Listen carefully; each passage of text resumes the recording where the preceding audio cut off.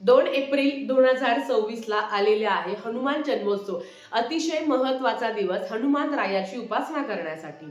हनुमान राया हे चिरंजीवी आहे। साक्षात प्रभू श्री रामांनी त्यांना वरदान दिलं आहे की या कलियुगामध्ये तुम्ही चिरंजीवी असाल। आता आपल्याला ह्या हनुमान जन्मोत्सवाचं अवचित्त साधून काही उपाय करायचे आहेत, काही सेवा करायच्या आहे, ज्याने तुमच्या आयुष्यातील जे दुःख आहे, संकट आहे, तुमच्यातला जी काही नकारात्मकता आहे, तुम्हाला यश प्राप्ती व्हावी म्हणून काही सेवा करायची आहे। ज्या पद्धतीने माता लक्ष्मीला भगवान विष्णूची सेवा प्रिय आहे, त्याच पद्धतीने मारुती रायाला प्रभू श्री रामांची सेवा प्रिय आहे। म्हणून आपल्याला जर हनुमान चालिसाचं तुम्ही पठण करत असाल तर तुम्हाला आधी रामरक्षा पठण करायचे आहे, नंतर तुम्ही हनुमान चालिसाचं पठण करू शकता।